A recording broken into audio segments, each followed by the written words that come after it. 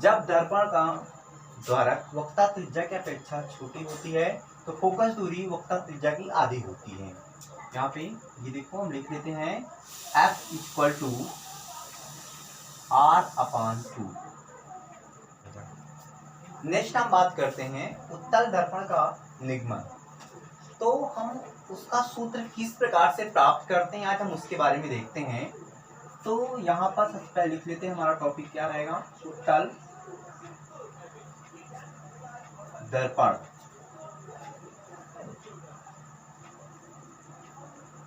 उत्तल दर्पण सबसे पहले हम बना लेते हैं। देखिए यहाँ पर उत्तल दर्पण में हम इस प्रकार से हम पालिश लगाते हैं तो उसके अवतल पृष्ठ से प्रकाश का परावर्तन हो, तो उसे हम उत्तल दर्पण कहते हैं। ये देखिए इस प्रकार से हम पालिश को लगा लेते हैं। लगाते ही सबसे पहले हम क्या खींचते हैं, मुख्य अक्ष खींचते हैं। मुख्य अक्ष खींच लेते हैं। मुख्य अक्ष खींचने के बाद यहाँ पर हम रखते हैं R रखते हैं। फोकस रहेगा हमारा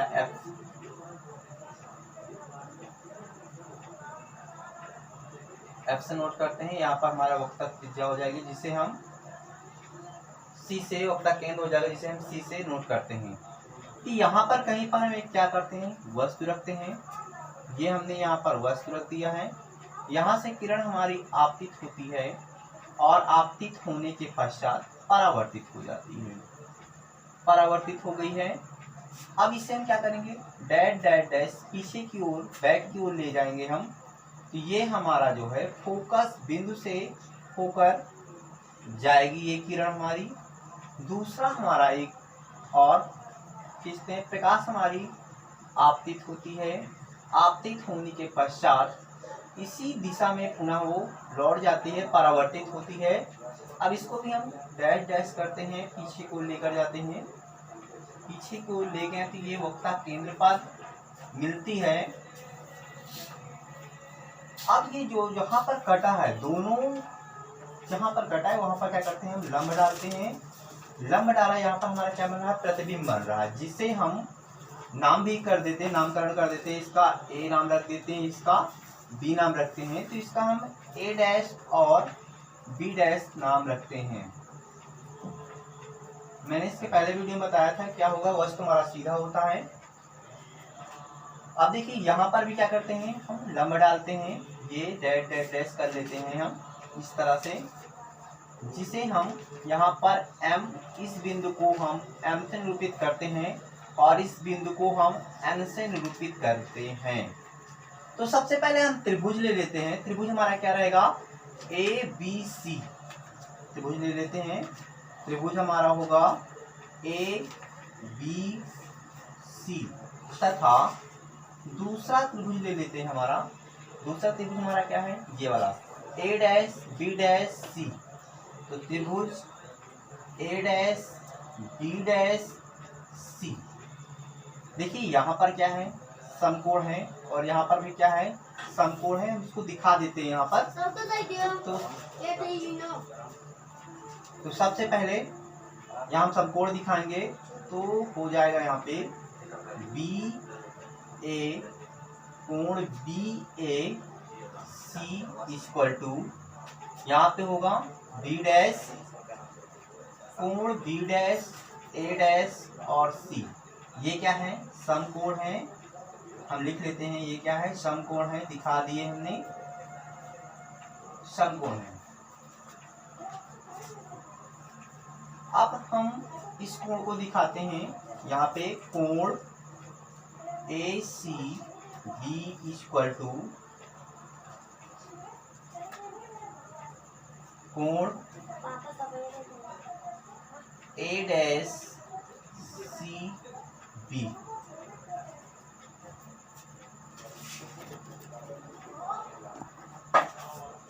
ये कोण हमारा क्या होगा, ये कोण दोनों त्रिभुज में थे, इसलिए क्या होगा हमारा उभयनिष्ठ कोण होगा। तो यहाँ पे उभयनिष्ठ कोण, उभयनिष्ठ कोण। जब हमारे दो कोण एक जैसे हो गए तो हम कह सकते हैं कि त्रिभुज क्या है हमारा, समरूप है, एक जैसे हैं। यहाँ पे अतः त्रिभुज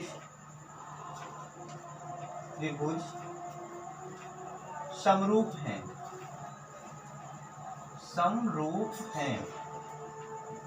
तो हम कह लिख सकते हैं यहाँ पर ए डैश मतलब ए और B, A B upon A dash B dash, A dash B dash equal to. अब इसके बाद यहाँ पे लिखेंगे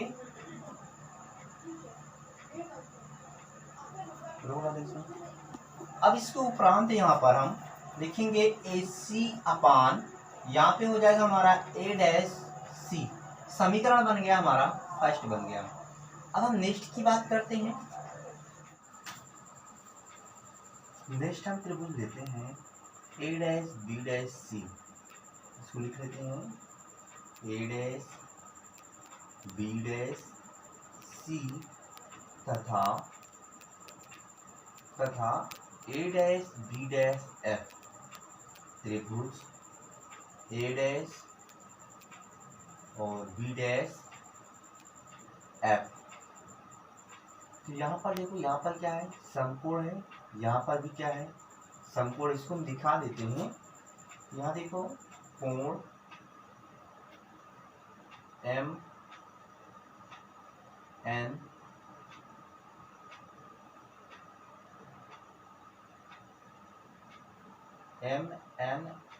एफ बराबर कोण B dash A dash F.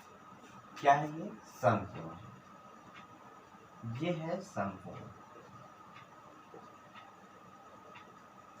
अब यहाँ पर देखिए ये कौन सा कोण है, उभयनिष्ठ कोण है। इसको भी यहाँ पर दिखा देते हैं हम।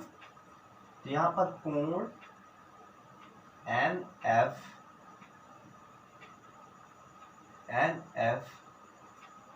एम बराबर कोण ए डैश एफ बी डैश। उभयनिष्ठ कोण है, उभयनिष्ठ कोण।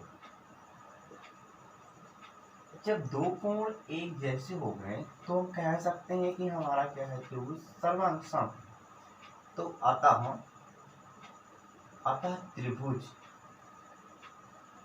अतः त्रिभुज समरूप है। अतः त्रिभुज समरूप है। जब त्रिभुज समरूप हो गए तो इसका लंब इसके लंब की अपान में हो गया, अर्थात यहाँ पर हो गया M N upon A dash B dash equal to N F upon A dash F. समीकरण नंबर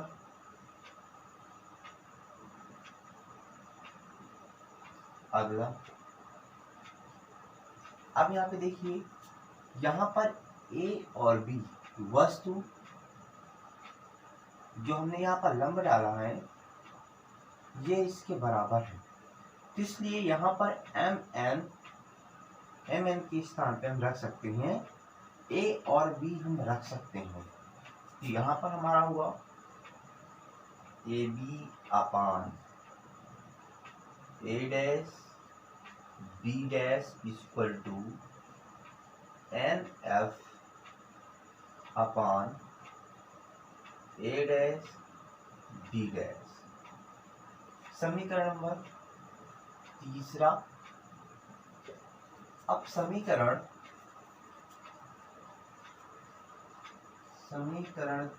एक तथा समीकरण 3 की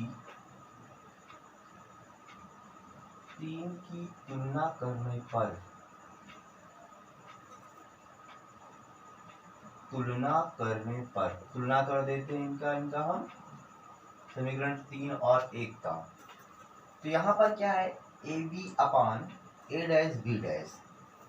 तो समीकरण 1 में भी A B upon A dash B dash है, अर्थात ये पक्ष बराबर हो गए, तो ये दोनों पक्ष क्या हो गए, आपस में बराबर हो जाएंगे। यहाँ पर लिखेंगे ए c upon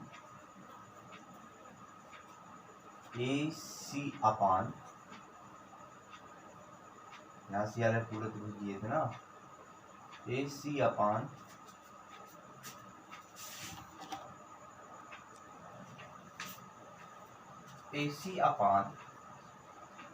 A dash c equal to N F upon A dash f. ये हो गया। अब देखिए इस चीज को किस में कन्वर्ट करते हैं, ध्रुव में कन्वर्ट करते हैं, अर्थात जो भी दूरी हमें मालूम है यहाँ से यहाँ तक की दूरी, अर्थात पोल तक की दूरी, पोल से लेकर जहाँ पर वस्तु रखे वहां तक की दूरी को हम U से नोट करते हैं। उसके बाद नेक्स्ट यहाँ से दर्पण के ध्रुव से लेकर के प्रतिबिंब तक की दूरी को हम V से नोट करते हैं। अब इसे सभी लोग जानते हैं, इसे F से नोट करते हैं और इसे हम R से नोट करते हैं। तो हम इसको अब आगे चलते हैं। यहाँ पर क्या है, AC है, A और C, तो AP अपान CP, AP प्लस CP बटे क्या है, A डैश C, ये यहाँ है A डैश C। तो पहले CP क्या हो जाएगा, CP और मिनिमाइज करेंगे A डैश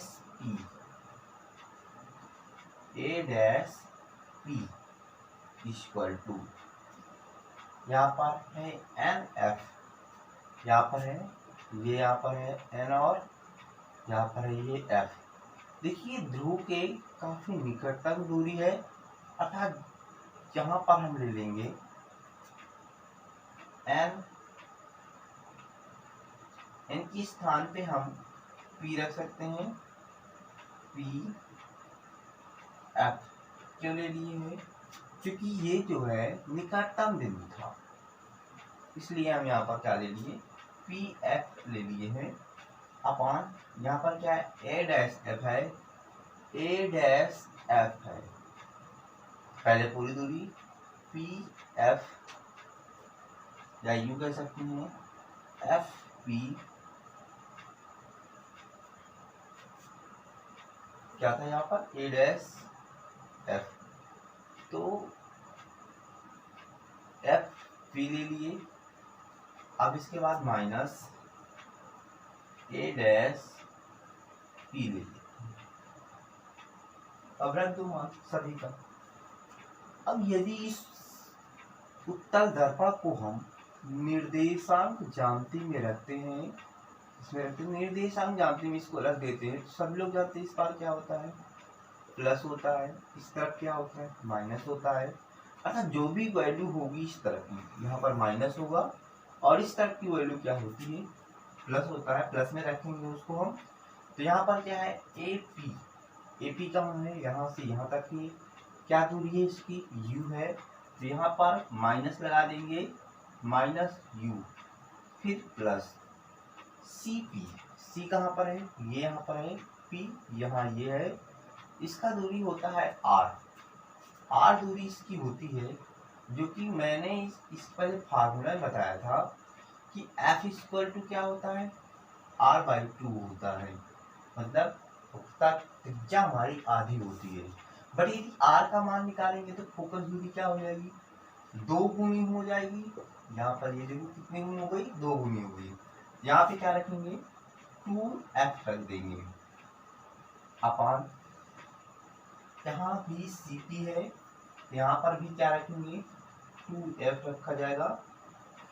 यहाँ A dash P A dash यहाँ है, पी यहाँ पर है, इसकी वैल्यू क्या है वी, प्लस में है इसीलिए प्लस में रखते हैं, माइनस में होता है तो माइनस में रखते हैं। अब equal to P dash F, P और एफ फोकस होता है यहाँ पर हो जाएगा एफ अपान हो गया। अब इसके बाद एफ भी यहाँ पर भी क्या होगा एफ हो जाएगा, बात एक ही है, इधर उधर थोड़ा हो गया है। कोई भी चीज की यदि हम इस प्रकार से 2 गुणते 3 करते हैं तब भी क्या होता है वो 6 होता है, यदि 3 गुणते 2 करते हैं तब भी क्या होगा वो 6 होगा। इसकी स्थान चेंज करने से कुछ नहीं होता, कोई प्रभाव नहीं पड़ता है। तो यहाँ पर एफ हो गया माइनस ए डैश पी, ए डैश यहाँ है पी यहाँ है, ये क्या है प्रतिबिंब है, यहाँ पर क्या हो जाएगा वी हो जाएगा। तो वो सभी पूछना। अब क्या करते हैं तिर्यक गुणा करते हैं, तिर्यक गुणा कर देते हैं, इसका गुणा इसमें करो, इसकी गुणा इसमें करते हैं तो यहाँ पर minus U F, minus minus क्या हो जाएगा प्लस हो जाएगा यू बी। अब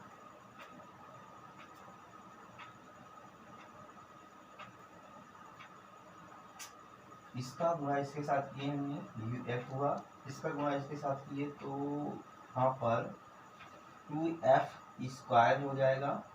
अब इसका गुणा इसके साथ करेंगे तो माइनस माइनस, और माइनस कितना होगा प्लस होगा यू वी हो जाएगा। अब इसका गुणा इसके साथ करेंगे तो यहाँ पर क्या होगा माइनस 2f वी होगा इक्वल टू में इसका अब इसके साथ गुणा होगा तो यहाँ पर होगा 2f स्क्वायर और फिर प्लस vf, ये हो जाएगा। अब हम इसको आगे सॉल्व करते हैं, गुणा हो गया, आप थोड़ा पश्चांतर वगैरह कर लेते हैं। यहाँ पर देखिए 2f स्क्वायर, यहाँ पर भी क्या है 2f स्क्वायर है, दोनों पक्षों में था इसीलिए इसको हम क्या करते हैं कैंसिल कर देंगे, काट सकते हैं। यहाँ पर देखो uf बचा हमारा, ये हमारा कैंसिल हो गया है, प्लस uv और इसको हम उस पार ट्रांसफर करते हैं। यहाँ पर हमारा इक्वल टू किस में हो जाएगा प्लस में हो जाएगा, यहाँ पे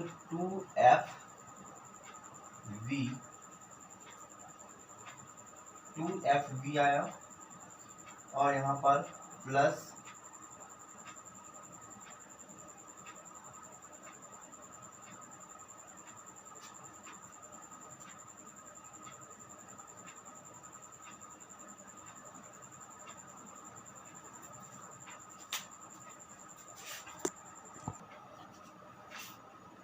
यहाँ पर ये देखो, यहाँ पे ये माइनस था, हमने यहाँ पर प्लस लगा दिया था गलती से, तो इसको हम माइनस कर लेंगे, ये माइनस हो गया। तो यहाँ पर जो हमने गुणा किया था इसका इसका, यहाँ पर भी क्या हो जाएगा ये माइनस में हो जाएगा, यहाँ पर ये, तो ये भी वैल्यू क्या हो जाएगी हमारी माइनस में हो जाएगा, माइनस वी एफ हो गया। अब देखिए इस चीज को भी उस पार ट्रांसफर करते हैं तो यहाँ हमारा क्या हुआ यू वी हुआ इक्वल टू 2f v, एक घटा देंगे तो क्या होगा f v हो जाएगा, इसको इस पार लेकर आए क्या हो जाएगा प्लस यू एफ हो गया। समीकरण नंबर हमारा चौथा हो गया। अब समीकरण नंबर 4 में, समीकरण 4 में एफ यू वी का भाग देने पर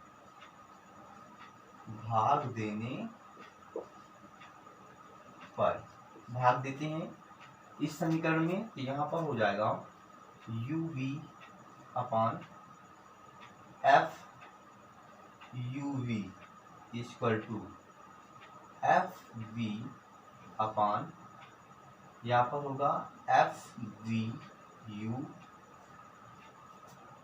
फिर इसका प्लस होगा यहाँ पर U F upon U F we.